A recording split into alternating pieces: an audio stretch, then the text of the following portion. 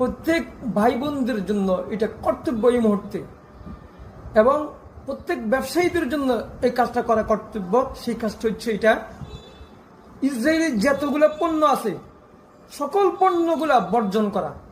সকল মা বোনদের এটাই ফরজ। বর্তমানে আমরা কিছু করতে পারতেছি না, কমপক্ষে আমাদের পণ্য বর্জন করাই আমাদের এই মুহূর্তে এটাই ফরজ আমাদের জন্য। ইসরায়েলের পণ্যগুলো বর্জন করা আমাদের জন্য এই মুহূর্তে ফরজ।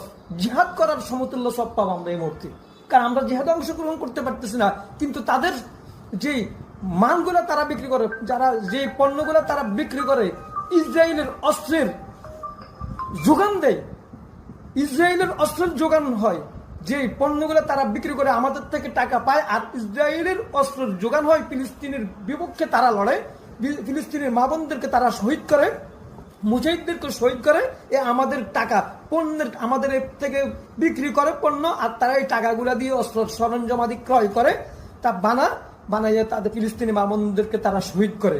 তাইলে আমরা যদি অস্ত্র এই পণ্যগুলো যদি বর্জন করতে যদি আমরা না পারি, তাহলে আমরা কিসের মুসলমান?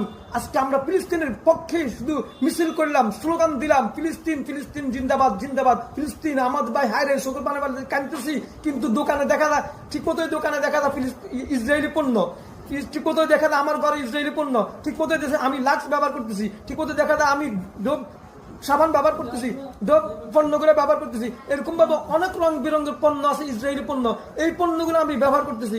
আর আমি ফিলিস্তিনের পক্ষে সাবাই কাটছি, আমি ফিলিস্তিনের পক্ষে কাঁদতেছি, ফিলিস্তিনের জন্য হাহাকার করতেছি, হইল না? এক পক্ষে ফিলিস্তিনের পক্ষে কাঁদতেছি, আর এক পক্ষে ইসরায়েলের পণ্য আমার ঘরে, ইসরায়েলের পণ্য আমার দোকানে, হইল?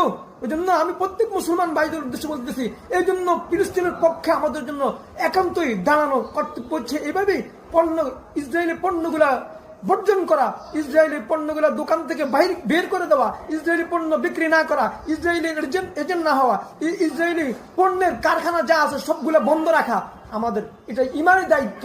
এই মুহূর্তে আমাদের এটাই করণীয়।